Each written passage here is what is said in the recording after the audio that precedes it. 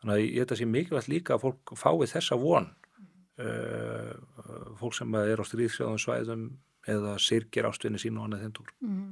Og kirkjan getur gert miklu betur í þessu og kirkjan er allt og upptekin af einhverju slöfunarmenningu, einhverju rugli sko. Í stað þess að bara, og ég var að hvetja kirkjuna 2009 til þess að minna á þetta. Ég jafnvel þó að það væri ekki hægt að ná fram fullkomnu félagslegu réttlæti, þá yrði réttlætinu fullnægt hjá þeim sem að þau allavega trúðu á, sem voru í salnum. Já. Og menn eru alveg brjálaður.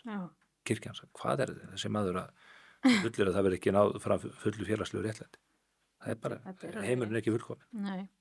En er kennt í guðfræðinni helvíti? Já, já. Er það? Það eru þetta kenningar helvíti Já.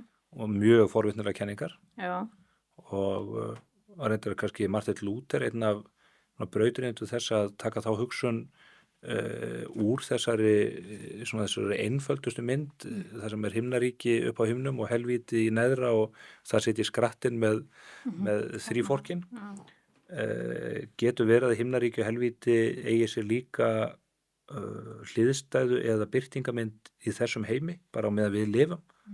Ég held til dæmis að þessi dæmi sem ég nefni af morðum og nauðgunum eða stríðum, þessi dæmi helvíti, að þú getur jafnvel upplifað himnaríki í hinu besta sem þú finnur. Já.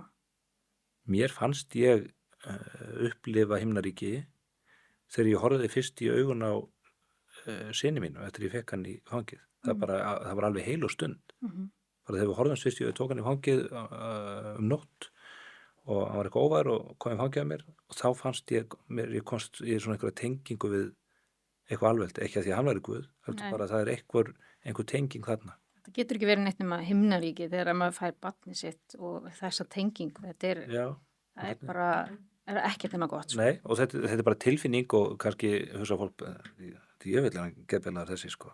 En staðreyndin er svo að þetta býr í tilfinningu fólks sko.